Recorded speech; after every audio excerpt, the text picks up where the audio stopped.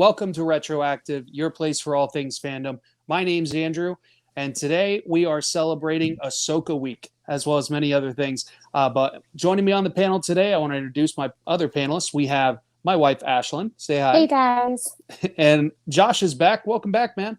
What's going on, guys? Happy to be back. Looking forward. We got a lot of great stuff to talk about. I think the thing I'm most hyped on is Rebel Moon. That trailer looks fantastic.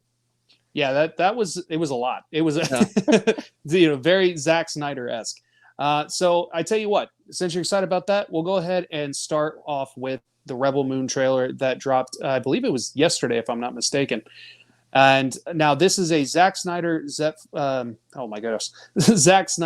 Netflix movie that's going to be coming out here in just a couple months. Very Star Wars-esque meets Firefly meets Dune. It's just sci-fi. It's sci-fi. It's Zack Snyder with sci-fi. Basically, he's like, I want to make a Star Wars movie, but I don't want to be tied down to what I can do. And pretty sure he wanted to make it R. So Netflix is like, yeah, here's the money. There was some news that came out about it today. I guess it's his thing now to do a Snyder cut, like a director's cut.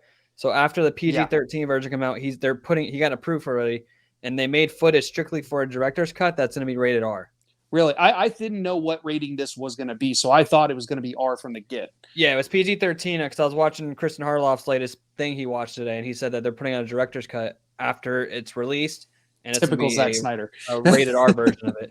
That's interesting. That's like his whole thing with like the Justice League. So it's like what I hope they do with this is if this movie does well by Netflix standards or streaming standards, however you label it, I hope that they before the part 2 comes out, maybe it gets like a small release in theaters or something like that. It does not look like it should be. It looks like a movie for the big screen. Like I'm kind of shocked it's on Netflix. I'm pretty sure it's a big budget too.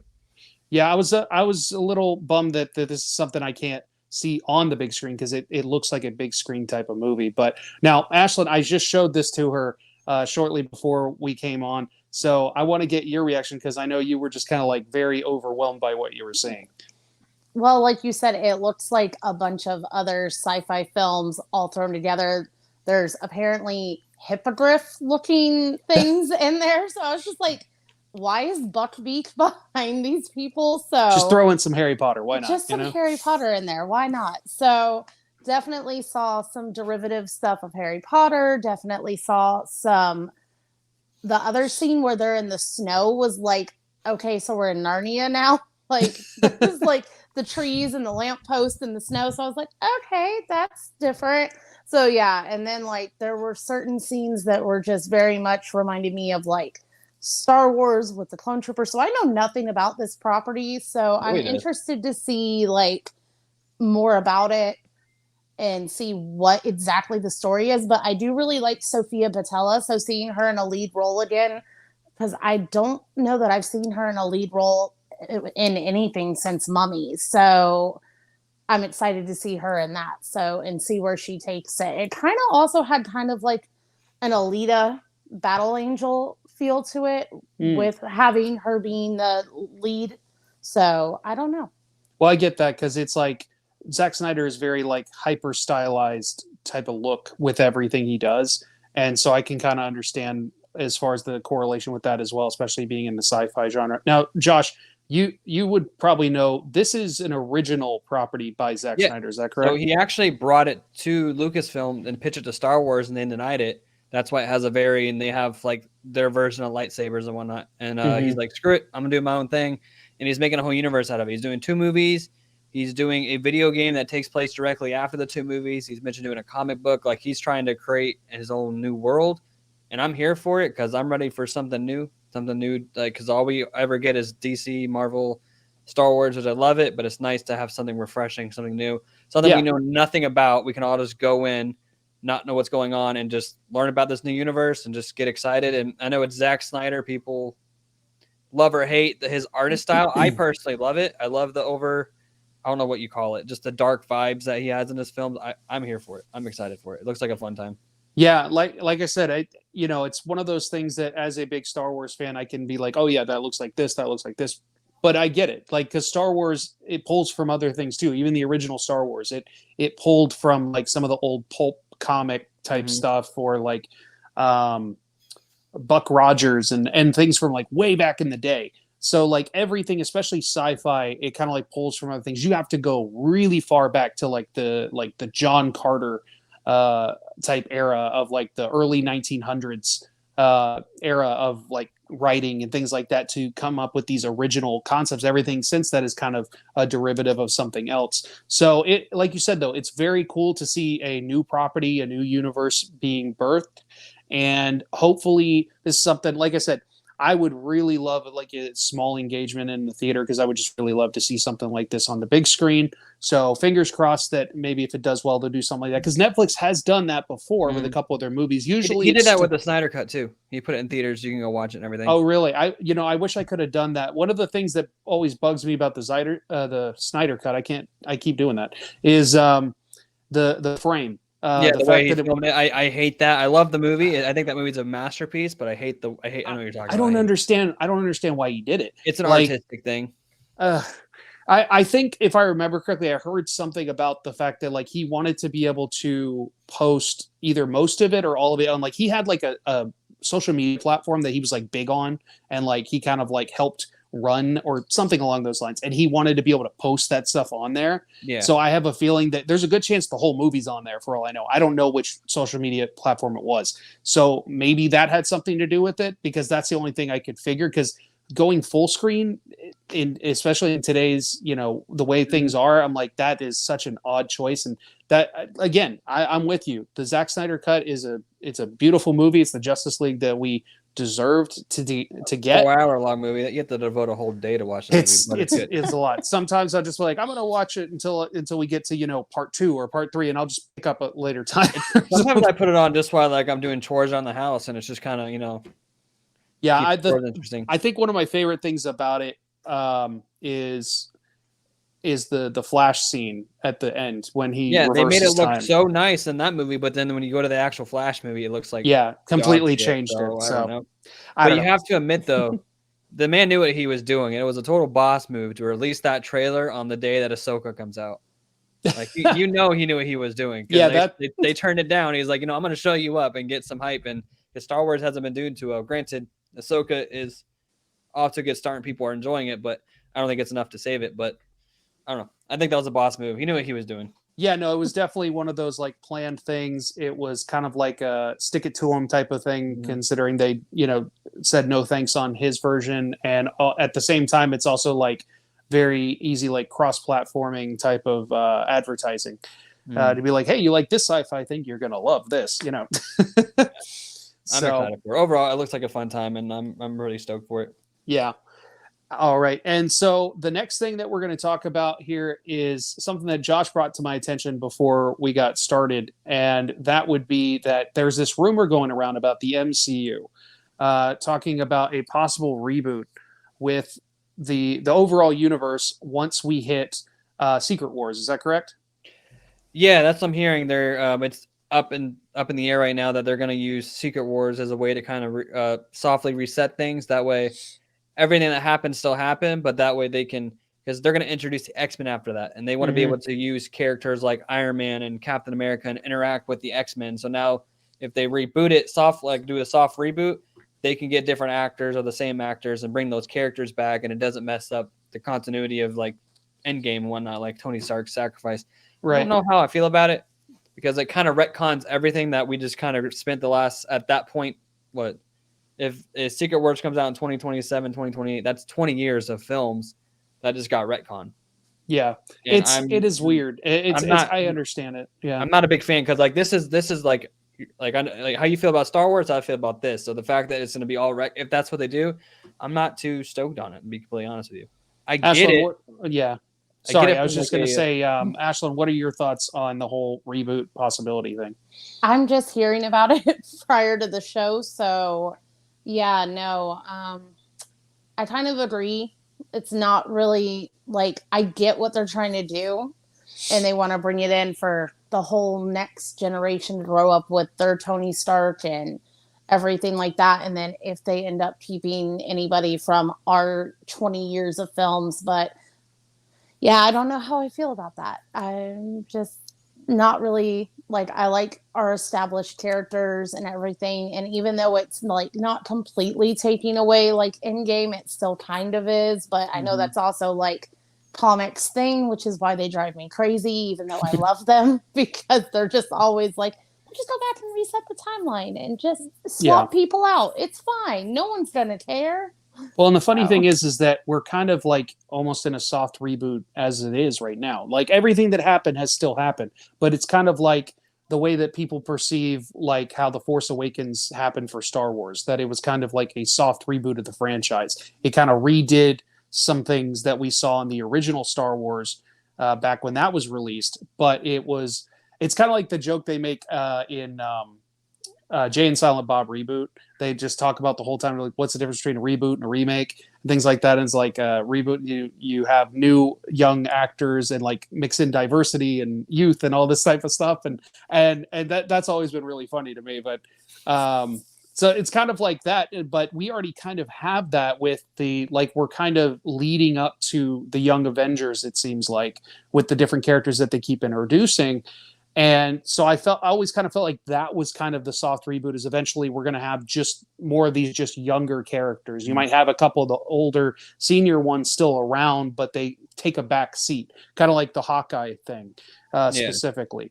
But to completely reboot the entire MCU, even if they consider it a soft reboot, whatever that means, is like you said, I kind of get it. And it's a very common thing with comics, but then it's kind of like, okay, are we just completely starting from scratch? Like you said, do we have a brand new Tony, brand new Cap, all that kind of stuff, and we're just basically acting like everything that happened prior didn't happen?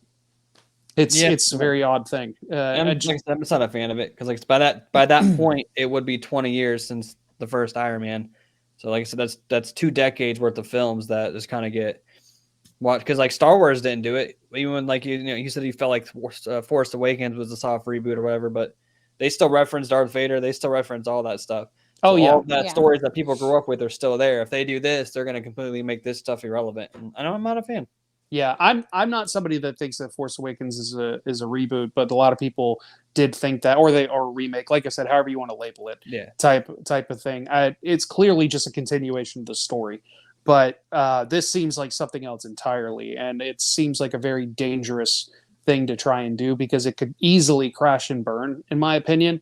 And then what happens? You rebooted this whole franchise for nothing. If anything, and I know we've talked about this before, I know you're not a fan of bringing this thing to an end, but I'd almost rather it come to an end and just stop than a reboot of the entire franchise. Yeah, I mean, I don't see it crashing and burning, and they do it because they have things like the X-Men, which is going to carry them for the next God knows how long. Doctor Doom, they have a bunch of great stuff that is probably a lot better than what we had. So I don't see it crashing and burning. It's just going to be weird seeing all this stuff kind of be irrelevant and whatnot. So I don't know. Let me ask you both the question. Now, Josh, I know you'll probably have this, whether it be somebody they've already announced or someone that hasn't been introduced as of yet or hasn't even been talked about. Is there a character in the Marvel catalog that you are still really clamoring to see in live action? Doctor Doom, done properly. Doctor Doom. Mm-hmm. Like I wish, with everything going on, Jonathan Majors, which it looks like he's gonna be okay, but I really wish they would be doing Doctor Doom inside of King. But yeah, Doctor Doom. Ashlyn, how about you? I don't know. That was a really good one. Oh gosh, so you're like I second that. I don't know. As far as like. Maybe it's one of the X-Men. Maybe it's one of the Fantastic Four. Like I said, it could be somebody that has been announced, but we just don't know who the casting is or have seen them on screen yet or any of that kind of stuff. I know most of the characters that the general population and even some comic people know have already made their appearance on the big screen. So it's kind of hard because you're going like deep catalog past this point, like they did when they brought in like Guardians and things like that. So. I would have to say going with like a proper representation. Emma Frost is one of my favorites, and she's been really popular in the comics right now with her marrying Tony. So it's so weird. It's so weird. I haven't read it, but the covers are gorgeous. So and then you take her last name. I don't Oh, I think if I read it, I think he took her last name. If I read the thing right. interesting. Yeah, That is so a reverse Tony thing to do. Yeah. Like that's I could be wrong, but when I read the Yeah. article talking about it, that's how I took it. that'd be really funny, honestly. that would be funny. Tony Frost. Yeah, But yeah, that's a good one though. Yeah, no, I just don't think they did her justice with her representation in, was it First Class? First Class, yeah. Yeah. Like, I feel like, I mean, she's such an icon in the comics, and they really could have done her a lot better. Yeah, there's a lot more they could do. A lot of those X-Men a lot better. Mm-hmm. I agree. What about you, Andrew? Is there a particular character that you want to see on the big screen? Right before things come to a close. Yeah, I think I'm gonna kind of go off what Ashlyn said. Like, it's some of the X-Men that I want to see done better than what we've seen. Like, I'd like to see the new representation of like Cyclops would be awesome. One that's not just sad that his girlfriend is, possibly cheating on him. I get it. We're all emotional, but like we need the strong Cyclops. The younger one was like that on the. That's true. That's true. He was. I liked him. I thought he did good. No, that one was good. So I forget about that sometimes because I think of like, the older actors and then like what we're gonna do now. But it's probably gonna be like a younger person. But yeah, he did do a good job. I was really upset when they killed him. Or was it him or somebody else? No, it wasn't him. They killed Mystique. That's what it was. Mystique. Yeah. I confused it with his brother dies. Brother dies at First Class, and then Mystique dies in Dark Phoenix. Yeah, or Apocalypse or something like that. Like he dies because the whole building explodes. Because like Colossus says, the house blows up every couple years. Oh yeah, I know you're right. Yeah, builds character. It's that scene that with Quicksilver when he does a slow motion. Yeah, that's when he died. He didn't get him in time because he was too close to the blast or something like that. That's why I was like, there's no way they killed Cyclops. There's no way they did that. But it is Fox, so continuity is not their thing. So, but yeah, that's a character I'd like to see. I'm so scared about like what happens Wolverine wise when things get rebooted. I'm sure they will treat it as best they possibly can to try and be respectful. What's that actor's name? He plays in Kingsman. Taron Egerton. Yeah, I heard about him. He's like the main guy that people keep bringing up as the new Wolverine. I don't know if he's going to do it, but honestly, I looked more into him because I haven't watched Kingsman yet. I think he might. Dude, you got Josh. How are you so far behind? Kingsman is so good. I'll say this. Can't say it because this man hasn't watched Lord of the Rings or Equalizer. Okay, so he can't say anything. You got to stop with the Equalizer thing. That and Lord of the Rings are not in the same vein at all. Like, but God. I will say this: the second one is not as good as the first one. But the first Kingsman is a fantastic movie. So I highly recommend watching it. I'll watch it. I think I saw it's on one of the streaming services. I just gotta figure out which one it was. But yeah, I did hear about the Taron Egerton thing, that he's like the front runner for fan casting, things like that. So we'll just have to wait and see. But I think like we've all talked about, like the X-Men's definitely going to be something that carries the MCU forward. Doctor Doom is someone they need to introduce into this overall universe, and we'll just have to see how things progress from there. Now, the next thing we're going to talk about is we're going to be talking Blue Beetle that came out just this last week. We're going to try and do our best to do like a non-spoiler review. Josh has not seen the movie. Yeah. If you spoil it, it's okay. The internet's kind of ruined it for me anyway. I'm sure. It's honestly, it's not even that much of a movie that like anything that happens in it particular is going to be a spoiler, because it is a very self-contained story. Aside Batman being a fascist. Right.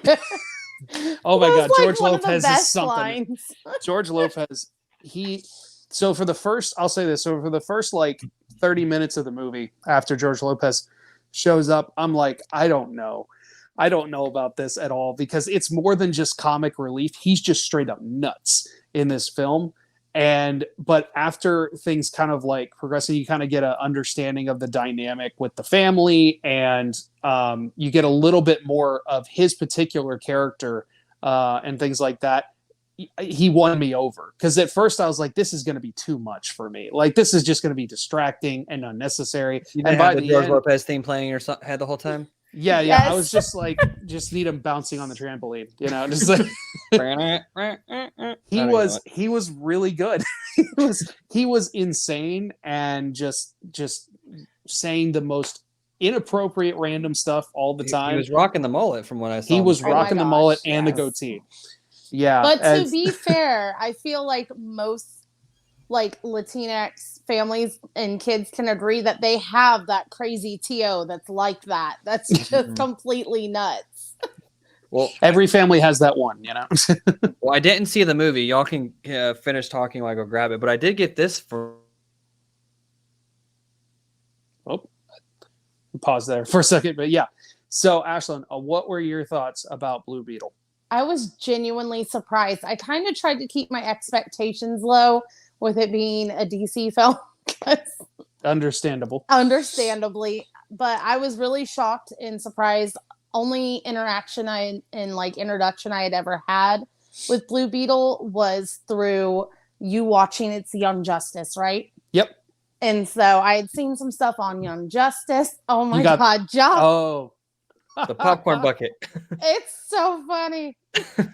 They also had at AMC, they have the Scarab as a backpack version. Really? That's their popcorn bucket, is the Scarab. Well, when it wants to. Yeah, the thing opens up and you put the popcorn in there. Oh my God, that's great. My so fiance funny. dragged me to go see the Barbie movie, and our kid was with us, and he really wanted this because they were advertising already. This thing was $30. I've never spent $30 on a popcorn bucket. That's a pretty cool one, though. I'll say that. That's pretty legit. We have a nice collection above our fridge, so I told him, you know what, it looks like a toy, but it's staying above the fridge with the rest of them. That's great. That's so cool.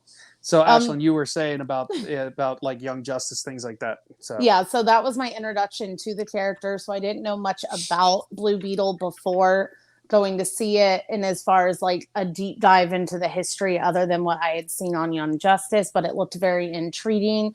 I honestly think that Susan Sarandon did pretty well for a villain. Honestly, we don't really get too many female villain characters, so I think she did a really good job with it and not playing into some of the tropes and things like that. And I think they did a really good representation with that. I liked the two leads. Of course, I forget the girl's name that was the female lead, but are you talking about the sister or the love interest? The love interest. Yeah. Susan Sarandon's, I think it's her niece, right? Niece, yeah. Yeah. Mm-hmm. So I thought that was really cool. And then as far as the movie was concerned, I really liked the like Blue Beetle cave and everything like that. Very retro. Very retro. So it reminded me of like the I saw in the trailer. Is this that little ship thing they have? Yep. Yes. That's it. That's the ship. Mm-hmm. Okay. Yeah. So can you explain to me what that is? Like, okay, so to kind of give you like a little bit of a condensed version. So basically, he's not the first Blue Beetle. And it's the same way in the comics too. This version of Blue Beetle is not the original one.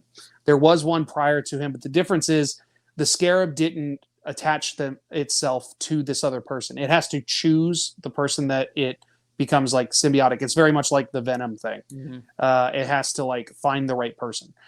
But this person was very intrigued with this and like with the technology that it could possibly power and things like that. So if I remember correctly, it used it to power and create different like weapons and the vehicle that you have as a toy and things like that. And so that's the love interest's father was the original Blue Beetle. And then he disappeared. And so it's been gone for a very, very long time. It's something that like no one really talks about or remembers anymore because it was like the lead character would have been like a very small child when this was a thing. Mm-hmm. And but yeah, so basically the original Blue Beetle made the vehicle, weapons, things like that, and the cave, if you will, He's that the they non-fascist go to. Batman. Right. It's Batman. With the cheap. They kind of joke because a lot of his stuff is very like simple 80s. looking and like old school and just not so like the Great Value Batcave. Yeah, basically. There's like but neon it's super and like charming at the same time. It's like like I said, it really reminds me of like the Tick in that era of stuff and like being like cheesy and retro, but in the best way. Yeah, and so the movie itself, though, and a lot of people have talked about this. The biggest thing about the entire movie is the family dynamic. That that's is what really people I sells. hear is praising is that part. Yeah, that's really what sells the movie because I hear there's a lot of unrealistic stuff, like with the grandma. Apparently, she does some unrealistic stuff. Like they just know how to do certain things. Like it's just yeah. I mean, there's always, especially with superhero movies, there's always usually anyway like that. You know, you gotta that air of disbelief. You just kind of have to kind of like how let Gaia gets all the superpowers of all the Avengers and knows how to use every Yes. single one on command perfectly.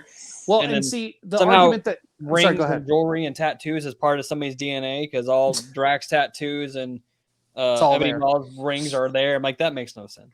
Anyway, sorry. Yeah, the one argument that could be made about the whole like figuring out how to do is these weapons or whatever were made by a human and they were made kind of like by a scientist, but like simply, cheaply, things like that. So there's an argument that could be made that some of this stuff could be easily figured out by any other person. And they do a good job of explaining why the grandmother knows how to use some of the equipment. They go into it later, like we don't want to spoil not so much the equipment, just more like why she does the things that she does. So she does. She has like a giant cannon gun thing or something. Yeah, she was basically a revolutionary like fighter in her home country, is what they lead into. And Grandma was a badass. Grandma was a badass. She almost steals the show, man. Like it's insane. But yes, the family is the center of this. It's the heart. It's everything that this movie is about. And you know, I think that regardless of what background you have, ethnicity or anything like that, I think everybody can take something away from this in that regard. But I know that a lot of like people that I know and people that I follow that are part of like the Latinx community really latched onto this because they feel seen, they feel represented. Mm-hmm. And it's not just because it's a Latin or like Hispanic superhero, it's because they really got that family dynamic in there and the culture stuff mixed into this movie really well, without playing into anything that might be seen as like, I don't know, whether it be like a stereotype or things like that. It's just more like things that there's certain things that in this movie that are probably going to go over some people's heads. Whereas the people that are a part of that culture be like, yes, I know exactly what you're doing. I know exactly what you're talking about. Kind of reminds me of Disney when they do their cultural trusts, as they call them, where they get a committee together and they're like, so is this authentic? Like, how do we represent this without it being a trope, without it being, like you said, a stereotype? So hopefully they did something like that. And that's why we got the result that we did, is because they were working with their actual Latinx representatives. Well, I know the director, a number of the producers, writers, things like that are all of like Hispanic heritage and things of that nature. So I think they tried really hard. They kind of took like a Black Panther approach with this. Yeah. Speaking of Black Panther, did you hear people calling Barbie the Black Panther for white chicks? Yeah. Yes.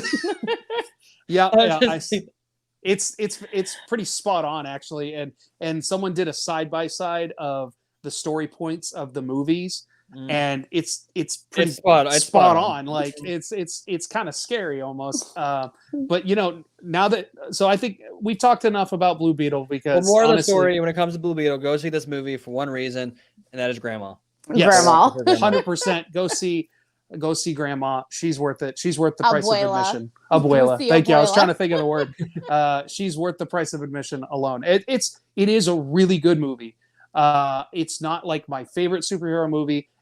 But it is one of my top DC movies now. Is it better than Shazam and The Flash? First Shazam, I'd say it's in line with the first Shazam. Well, the second one, the new one. Second one? Oh, it's better than that. Yeah. I didn't hate the second Shazam, but it was nowhere near as good as the first one. And this is better than that. I'd say like Shazam is probably like might be my number one and I say that more of like the more like fun DC type stuff, like the newer DC era. So it'd be like Shazam, Blue Beetle be right underneath it. I think for the more serious ones, the first Wonder Woman will always be my Always always be my number one. Yeah, that one's really great, and so like just that third act's a little wonky, but other Yeah, than that, I it's really agree. good. I agree. But that will always probably be my like top DC movie. You didn't like of the more 1984? series. I went back and watched it a second time. That's one of those. I can't remember. Did we get to see it in theaters, Ashlyn? I watched it We on did. HBO because it was day and date with theater and HBO. Right, and that's why I was trying to remember if we saw it in theaters. We did, and when I went back and rewatched it, it was only a couple months ago. I think we watched it, and I was like, okay, there's things I like about this movie, but it was a huge step back from the 1st one overall. But I don't think it deserved quite as much hate as it got. I'd say it's better than the second Shazam movie, but it's just miles behind the original Wonder Woman is the problem. It's one thing if they had established that character in that time, not just that time period, but the more like bright color, like fun, kind of very comic booky type of and they should have referenced Cheetah more, because isn't she like a big iconic Wonder Woman villain? She's like the side by side with that, yeah. So yeah, it's overall, I'd say I'd give it Blue Beetle like a 7.5 out of 10. There's some things that I wish that had been different. There's some things I think they could have done better, but overall, really solid first outing for this character. I'm really happy that this has now been brought into whatever the new version of the DCU is going to be. So I'm excited for the main actor from Cobra Kai. Love that guy. He did a fantastic job. So I'm hoping to see more. Ashlyn, what rating would you give it? I was like right with you, 7.5, 8, somewhere like right in that range. It was really, really good. Definitely has a lot of rewatchability. It's not something that's going to be, I think, on our rotation all the time, but like definitely something I would go back and watch multiple times. Josh with the popcorn bucket. The only reason that I kind of tried to cap things off a little bit is because now that Josh has finally seen Barbie, I have to hear his thoughts on Barbie. Well, before we get into Barbie, just because before I forget about it, I wanted to ask you guys about the whole Disney Plus physical media thing going on right now. Oh, that's right. You guys are big Mandalorian fans and Star Wars, obviously, like Marvel too. I didn't see this one coming, and I'm definitely going to be picking up Loki and WandaVision. I don't know about Mandalorian. Do you guys see? Do you think you guys will be picking any of these up, or not really for you? Possibly. There's a chance of it. I'd say if anything, I might wait to see if it has like just a digital release or something like that, to where I can like actually own it, even if it isn't the physical version or something like that. Not that I think it's going to leave Disney Plus anytime soon or anything like that, especially with everything they're doing. But there's just those things that you just never know what's going to happen. And especially with how unpredictable Disney Plus has been in the last couple months. I think that's just a sign that they're not doing too well, and they're trying to find other ways to make some revenue, because people are dropping Disney Plus left and right. And they just announced they're raising their prices too. For the main bundle, it's like $25 a month. So they announced in October they're raising their prices. So I think this is it's smart. I don't know why they wouldn't do it anyway. Every other TV show has physical media to it. Me personally, I collect the steelbooks. So I'm hyped for these. That's now, one of the few things we keep. Are you talking the bundle that's like ESPN, Hulu, that sort of thing? Yeah, I don't know what the main one's going up to. The main one, I think, is going to maybe $15 or something like like 13 now. But I just think that it's smart, which, like I said, they should be doing it for all of them, especially for people who are collectors like us. Like I like to collect the Steelbook, so even though I'm not a fan of every Disney Plus show, I have all the other ones for the other movies, so I would still buy them all to have the full set. And they're just cool to have, and it's a smart way to get some extra money. That's why I don't think it's going to be everything. I think it's just going to be these big properties like Marvel and Star Wars and things like that, because these people, most of these mega fans have all the movies or everything like that. So why wouldn't they want to have the series to go along with this stuff to fill in the gaps in their physical media or digital media or whatever? I get fun of for still buying physical media. I'm like, you make fun of me, but when your Wi-Fi goes out and you have nothing to watch, I got the physical movies y'all be wanting to watch. I'm just saying. We had a very big. What would you say about like 300 movies at one point? Like 300 physical DVDs. We Blu-rays. Taken it way down to like we're probably in the realm of like somewhere between 50 to 100 at this point. most of those are our specialty steel books and stuff like that. Yeah, so that's all. Those are the ones I buy. Like I missed out on the steelbooks for Guardians 3, but I got the Walmart special edition, so that one's still pretty cool. Nice. That's Yeah, cool. we do that, or like movies that maybe don't have digital versions and things like that, because that still happens from time to time. Like like for me, I have the Mighty Morphin Power Rangers movie. There is no digital version of that. Oh yeah. And things like that. There should be, but it's a whole rights thing. But anyway, but yeah, it's very interesting that they're doing this. I understand the point. I mean, like you said, it from a business standpoint, it's a win. I mean, but only with things like this, because they don't put as much, no company does as much effort into physical media nowadays as they do the digital one. Like, just they make the digital copies available before the physical media reaches stores that you can, buy the movies or rent the movies or whatever. They put more effort in that because they have to spend so much money in order to make this stuff up. But if you do these limited like steel books and things like that of these major properties, that will sell. Well, if you think about the Disney Plus shows for like Marvel and Star Wars, that's the only original Disney Plus content. Everything else in Disney Plus, you can get a physical media version of it. All the Disney movies, everything on there. Oh, so no, I meant more like the Disney Plus, the other Disney Plus shows, like Mighty Ducks or movies or whatever that they do that go straight to Disney Plus. You probably won't see physical copies of that, like whether it be the like an update 4K version of it or something, or like they did that live action version of, what is it, Lady of the Tramp? They did a live action version of things that just go straight to Disney Plus because they didn't get a theatrical run.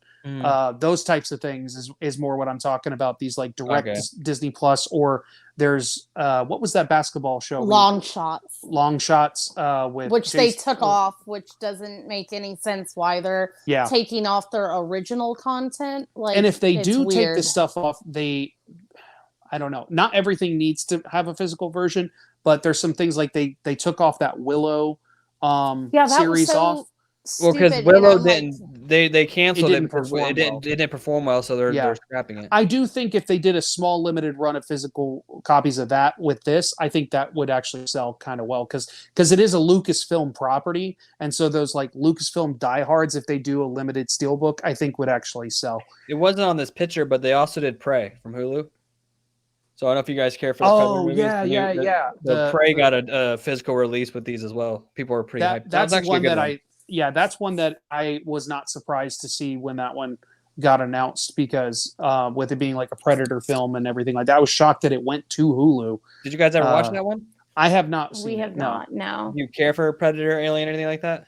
I've seen them. It's not like our bag, but I've seen a couple of them. I saw really good.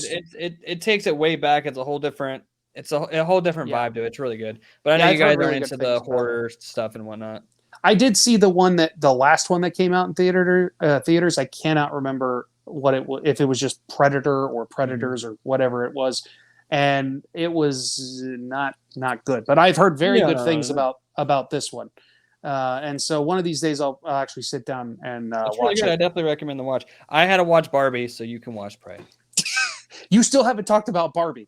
Oh man, I don't know. Like, she loved it, and there was a few parts that had me laughing, like just with Ken learning what was it, patriarchy.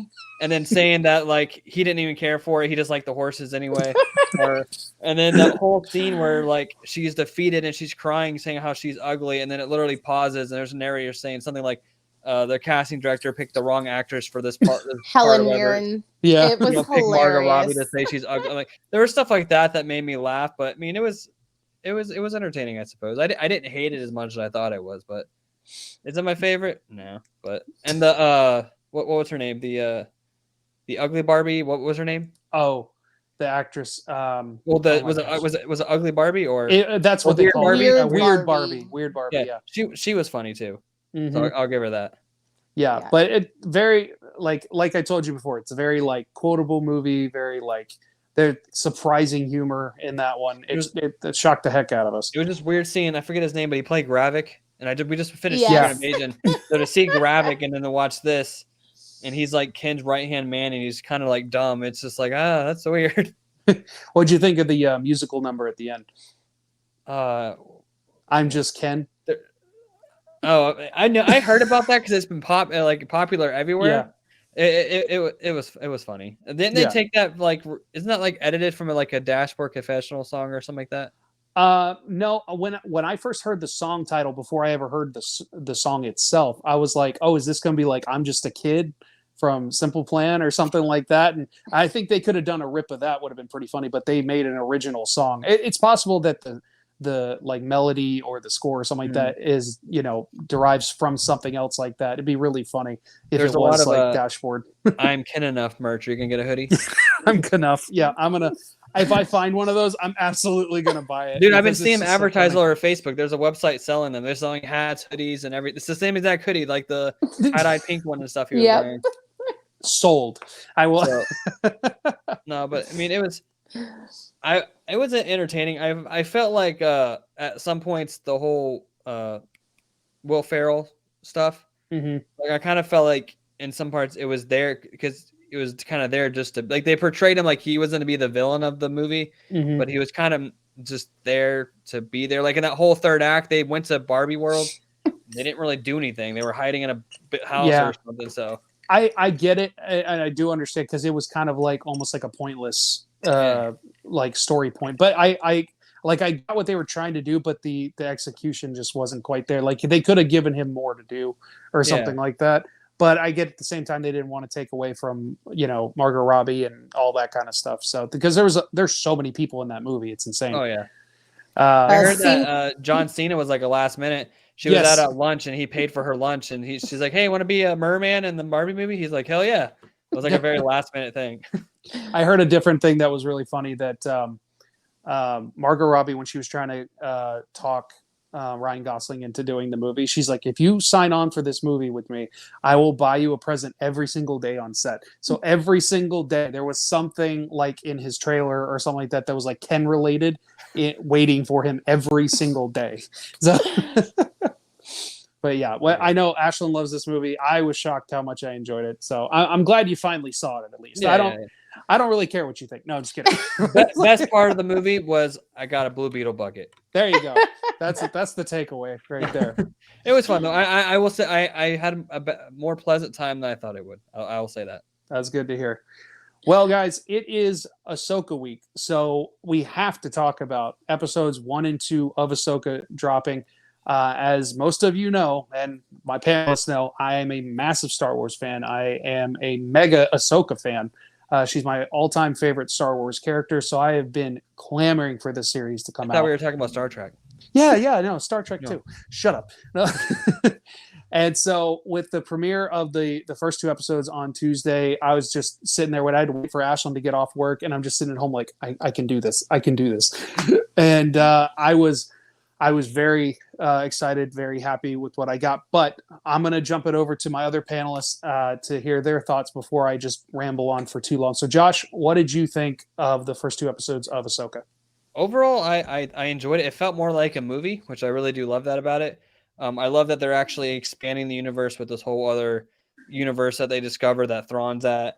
I'm not too like I know who Thrawn is. Like I'm not too familiar with like past the movies, the mythos of Star Wars because I do enjoy Star Wars.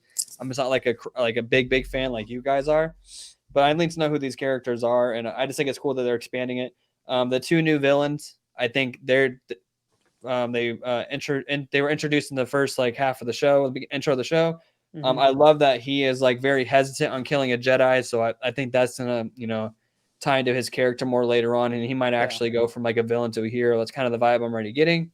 It's sad that R.I.P. The actor, I forget his name, but he's no longer Ray with us. Stevenson. So I don't know if they're gonna kill him off in this show or just not reference him anymore. Or I don't know what's gonna go with there. But I think it was really good. I heard a lot of people complaining that they felt like it was too woke. I'm like, no, I've heard a lot of that. People complaining that it's like all like female oriented. I'm like, Oh, because there's too many female leads. but my response to that is, yeah, they're female oriented, but this is how you do it right. They're all very strong, compelling characters that people love, and they're not just 3 female characters for the sake of being 3 female characters. It's a really good story. There's meaning behind it, and that's how you do it right. But I think people are complaining just to complain at this point. Of course. Like Star Wars, like obviously it's been downhill, but these 2 episodes weren't like amazing by all means. Like I would probably as a package, I would maybe get like a 7.5, 8. So like, but I can see where they're going, and I think by the end of the show, I think it's going to be a really good show. That once you see it as an overall package, it has the possibility to be a 10. But I think people just like to complain at this point. Yeah, yeah. So I Well, don't think as no we matter know, what they do, nobody's going to be happy. But I Yeah, think it's really good. The actors, the actresses, like they're killing it. Sabine, that's her name, right? Yep. Yeah. I thought she was great. How'd you guys feel about the whole bike sequence with the weird alien metal music or rock music where it was like aliens singing? I thought that was, That was I got pretty like cool. a lot of people didn't like that because it reminded them of Book of Boba with the little Power Ranger people on the scooters or whatever. Like that's what I remind them of. But I thought it was pretty dope. I enjoyed it. Yeah, no, I think it was cool, and it's very much her character. That's the thing. Like, if anyone is complaining about, like, first of all, as we know, Star Wars fans, and there's also MCU fans and everything else, there's always MCU is toxic on their way to being that way, and it's unfortunate. Yeah, it's like but there's always these toxic fanboys and things like that are going to talk bull crap. But I'm not even going to get into the whole woke thing because, like, what? But that's just a big thing. I've been in it. People are only because they use it as a blanket statement. For everything. They're using it only because they're focused on it has 3 female main roles, and I'm like, I'll say this: if they actually watched Rebels, they'd understand why these people are here. That too. People love them, and I'm just like I think they're great characters. Like I said, I think it really just stems to people wanting to complain. Well, spoiler alert for anyone who hasn't seen Rebels: some of the men die in Rebels. Yeah. So these are the characters that survived, and they're still there's here. Still going to be a lot of men. Like I forget his name. The new villain. The guy who passed away. His character. Ray Stevenson's. Yeah, Ray Stevenson's. I don't remember his character's name. His apprentice. She's a badass. I love her. She's great. We have Thrawn coming. Like there's a bunch of like big male characters coming. Mm-hmm. So I don't know what people's thing is. Like there can be a nice blend of it and it not be. The show is also called Ahsoka, who happens to be a female. Like, although these first 2 episodes, it might as well have been called a Sabine and Ahsoka because I feel like it was mainly driven about those two. Like she got just as much screen time as Ahsoka. It does seem because they're kind of having to like they haven't completely filled the gap of what's happened post Rebels, but they have to establish that there is this relationship that was there because they didn't in the show. They didn't really have a relationship. They didn't have a lot of time together. In that series because of the different events that happen. I don't want to go too spoilery with it, but so it's all things that happened after the end of Rebels. And that's the dynamic we don't really understand because we weren't there for it. There's no like flashbacks as of yet or anything like that to kind of like really play into it. But as we can see, it's a very frayed relationship that didn't quite work out. And they're kind of like finding themselves back to each other. So I get what you're saying. Like it is very much the both of them, but it's because this is basically, and I've talked about this before. This Dave Filoni's even said it's basically Rebels season 5 is what this show is. It's a continuation of what came before. It is Ahsoka's series, but it is really going to be Ahsoka with the ensemble cast. Like there's going to be all these different characters showing up from Rebels and other things like that. She's just the center through line that's like carrying everybody through. But did you like her droid? I thought her droid was really cool, and that he was like part of the Jedi, like the Jedi temple back in the day. He like trained them and stuff. I thought that was cool. He's from Clone Wars. Actually, he pops up in a couple episodes of the Clone Wars.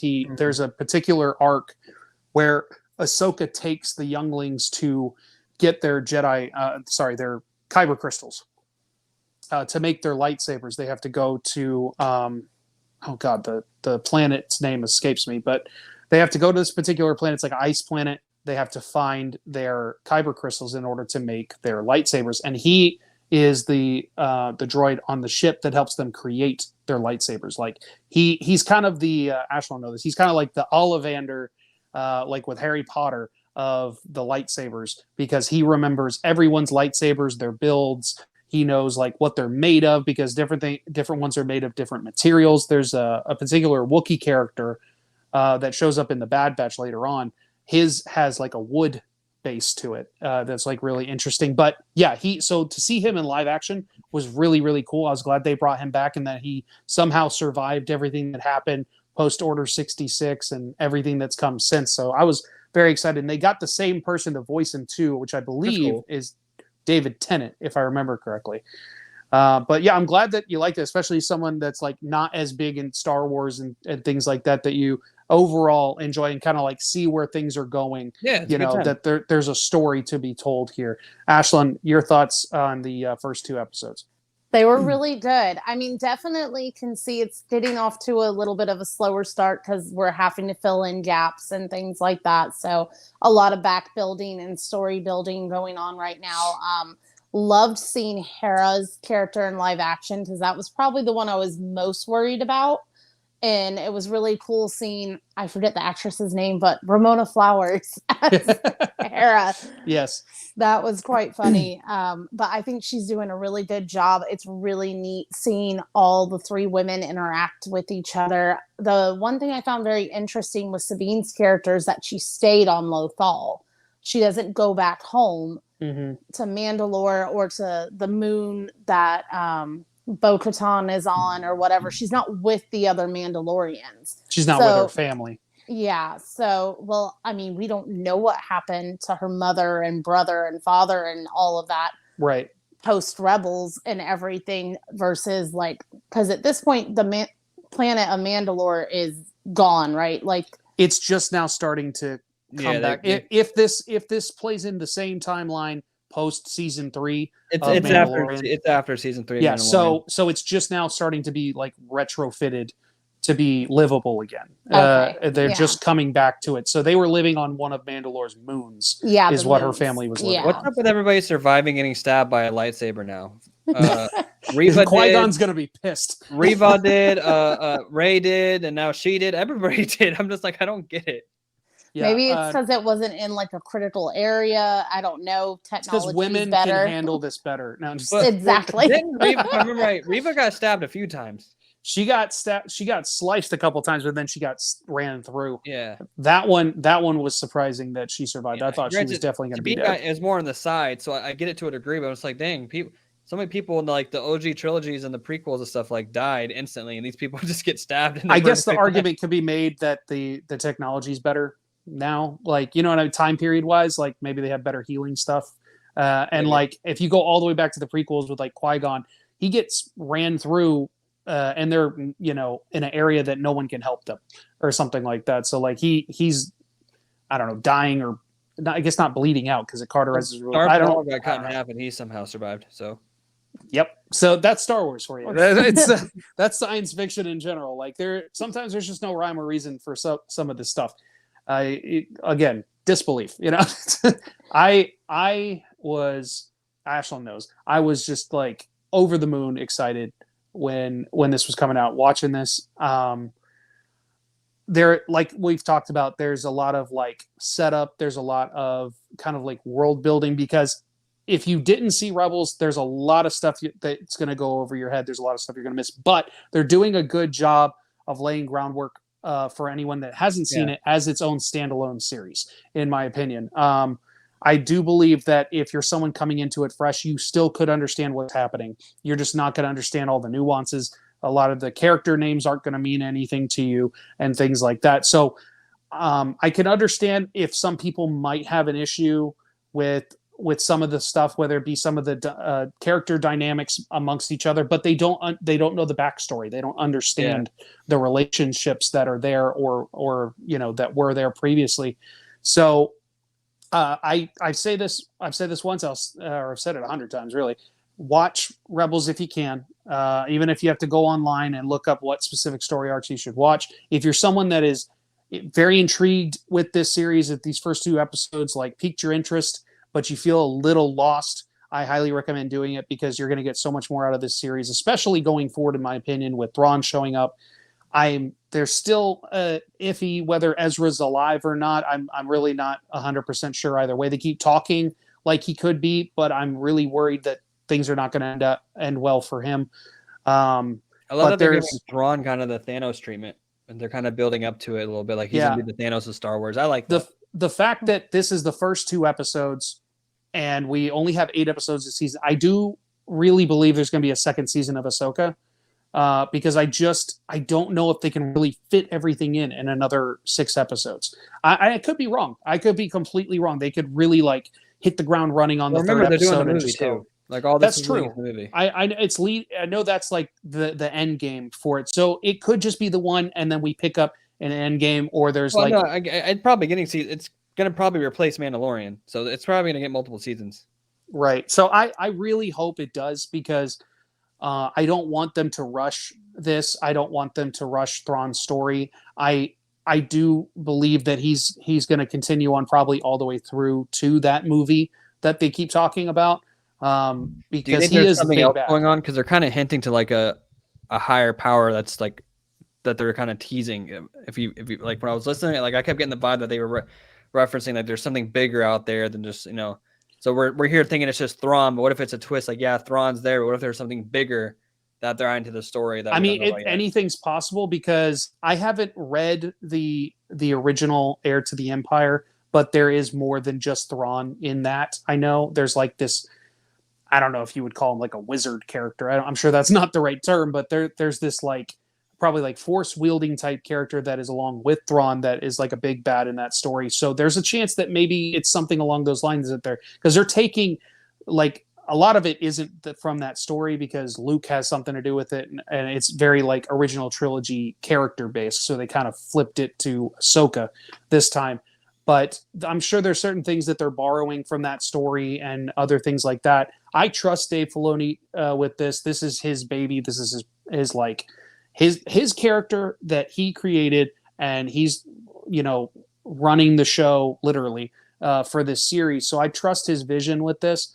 I don't know. I'd be fine if there wasn't anything bigger than Thrawn because honestly, Thrawn is enough of a force in my opinion to even if he doesn't have force powers or anything like that, but his intellect and his like viciousness and everything like that is enough to like really play it. If he had been around, the Rebel series tells us why he's not around in the original trilogy. Had he been around during the original trilogy, there's a really good chance the Empire would have won.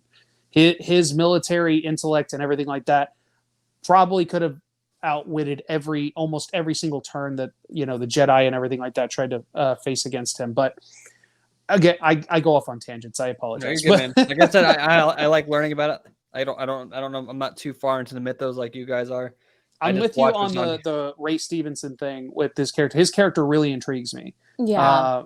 He seems like a very complex type of like villain type of thing. It's just unfortunate that we're always because I think we could have got a lot with him, like as the story continues. But unfortunately, it's kind of like the whole Chadwick Boseman. Obviously, it's different, but there's a good chance that his character probably was getting killed off one way or the other during this series because I don't know what it is. Like villains don't tend to last that long in Star Wars, unless you're Reva. But in general, like they don't tend to last super long. So I have, and I could be wrong, but I had a feeling that he wasn't going to make it out anyway. So it's unfortunate one way or the other. Yeah, it really is. But I hope that story-wise that was always kind of part of it, and that so they find a good way to like end his story. I'm just very intrigued to see what he does going forward. Yeah, he's definitely a very interesting character. Definitely piqued my interest, and like hopefully we get like some backstory on him and his apprentice. And since he was a Jedi at some point, like his story of how he turned to the dark side and is whether he's a Sith or just a dark force wielder for why he has the red blade and everything like that and his apprentice. So it was a big surprise that they revealed that the female character that Ahsoka faces off with in The Mandalorian turned out to be a Night Sister survivor. That was huge. Okay. That was a very big reveal. It's something from the Clone Wars series. Goes right there that she fought when with the spear. Yeah, that one. Like that was like her first episode she was introduced in on Mando. Yep. Yeah. So when she's facing off with that person, we didn't know this at the time. They didn't say anything until this series, and she states that she was a Night Sister, and they're force wielding witches, essentially what they are. They're from Dathomir, which is the same planet that Darth Maul is from.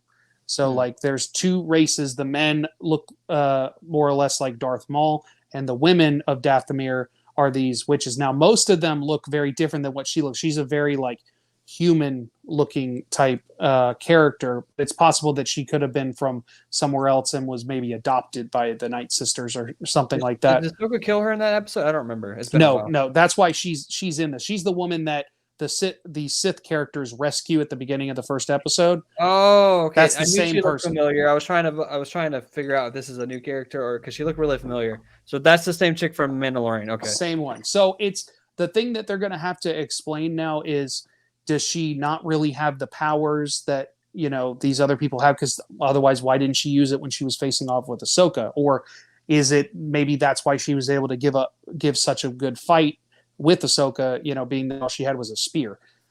So like there's some things that they kind of have to explain now to us. The fact that they've stated that she is a Night Sister, that opens a very big door as far as things going forward. It's comics, that's your explanation. Yeah. there's probably if there isn't already, there's probably like a comic book run that's coming or already out that probably explains the backstory, because that's Star Wars is basically, it's insane how much stuff you have to read. But yeah, so overall, I loved it. I loved getting to see Hera, Chopper, of course. Chopper's my favorite. Is my favorite droid out of all of them. He's an absolute maniac, psycho. He's got one of the biggest body counts in all of Star Wars, and he's a freaking droid. But I love it. And the funniest thing is he's voiced by Dave Filoni. Like, oh, really? That's funny. Yeah. That obviously they're running his voice through like a modulator or something like that, but he did it for Rebels, and I'm assuming he does it now. So having that back and forth between him and Hera, that's one of my favorite scenes now. He's like, did you move my stuff? She's like, no, I didn't move your stuff. Yes, you did. Things like that. It's just so funny. It's gotten to the point where I can understand what he's saying sometimes. I understood what he was saying. It was cute. Yeah, they do a good job of like there's a little bit of voice in there. You know what I mean? Like just enough for you to make it out with the noises and everything like that. He's like Kenny from South Park. Yeah, exactly what it's like. He is the sassiest of all sassy droids, which is saying something when you have like K2SO and a bunch L3. of L3 and all these other ones from the different movies and things like that. Every movie, every show has to have one sassy droid. At least, yes. Yeah, I'm very excited to see how things progress. I want more seasons. Give me all the Ahsoka that you can. I think I heard it really picks up after episode 4 or 5. Okay. And the next episode I'm hearing is only like 36 minutes long, so it's a shorter one. But boo. But luckily, this show has like 8 or 9 episodes. So 8 episodes, yeah. So it's more than the traditional 6, which that makes it. It's okay to have some of these smaller episodes if it's more than 6 episodes. I feel like. So. At least we got a solid like hour and a half between the first 2 episodes. Yeah. So that was good. I appreciate that, and hopefully the 3rd episode is the only short episode, because I hate that personally, but I understand at the same time it's basically like with it being 8 episodes, you're making like a 5-6 hour movie out of this type of stuff, but I'm just greedy. I just want all the Star Wars. Same with all the Marvel stuff. Every time the new Secret Invasion episode come out, oh, so short. I would literally roll my eyes like, oh my god, like 30 minutes. Like, come on. Yeah, it kind of made sense when they did WandaVision, because they're like playing into the sitcom thing. Yeah, but they got longer when they got past that, though. So. Right, when they got past it, but like once they got past it, I'm like, please stop shortening these episodes. What are we doing? Like. So we'll have to see how things progress with that. There's still a lot of story to tell. 6 more episodes to go. We'll be talking about it week to week as things progress. So with that said, I think we're going to go ahead and wrap things up for the day. We're reaching that 1 hour mark. Well, before we do, everybody just remember the OG. Now, come on. We'll watch Blue Beetle for Grandma. For Grandma. Yes. And before we wrap up here, I want to make sure that I give you guys the opportunity to talk about Josh. Where can the people find you? You can find me on Instagram at josh.mccoy with 1 C, and you can find me on YouTube at McCoy Culture. And Ashlyn, how about you? You can find me on my socials at bookbrat90. I'm going to have some new stuff coming up as we move into spooky season and share some of my we're going to be sharing some of our fun Halloween decorations, some additions to the library, things like that. So you can find me on TikTok, Instagram with that handle. And of course, you can find me at Andrew is Losing on most social media. Be sure to also check out Retroactive's page on TikTok and Instagram. It's at Retroactive POD. So be sure to check us out there. Of course, subscribe to the channel, like the video, all that good stuff. And guys, we'll see you next time. Grandma.